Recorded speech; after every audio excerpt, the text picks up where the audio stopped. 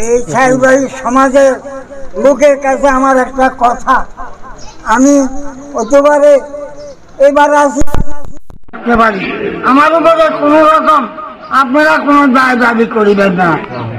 আমার উপরে কোনো রাগ অথবা আমি অনেক কিছু কথা বলছি, মাদ্রাসা, স্কুল, মসজিদের ব্যাপারে অনেকের লোক খারাপ ভাষায় কথা বলছে, তবে আমার উপরে কোনো রকম আপনারা এই সমাজের লোক আমার উপরে কোনো দায় দাবি রাখবেন না, বুঝলেন?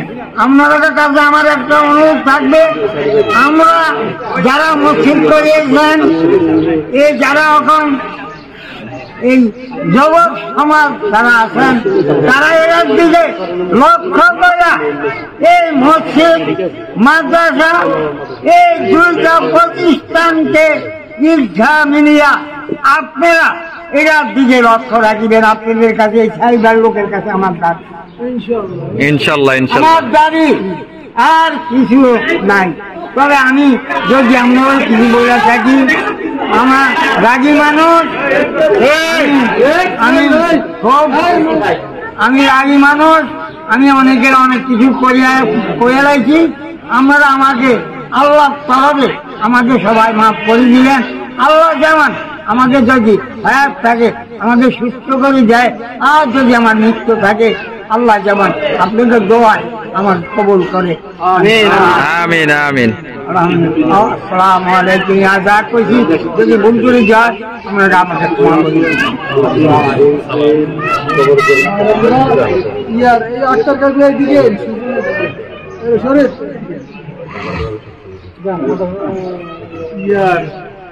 আমরা সবাই বাড়িতে আছে, সবাই মোটামুটি যদি আপনারা মাদ্রাসা উজ্জীবিত করতে চান, সবাই মিলে বসে আমরা একটা সিদ্ধান্ত নিয়ে কমিটিটারে পূর্ণাঙ্গ করেন। আড্ডা কার কার কাছে আছে এগুলো তারা একটু আমাদের দিলে আমরা একটু কার্যক্রম মাদ্রাসা যেরকম ভাবে আমরা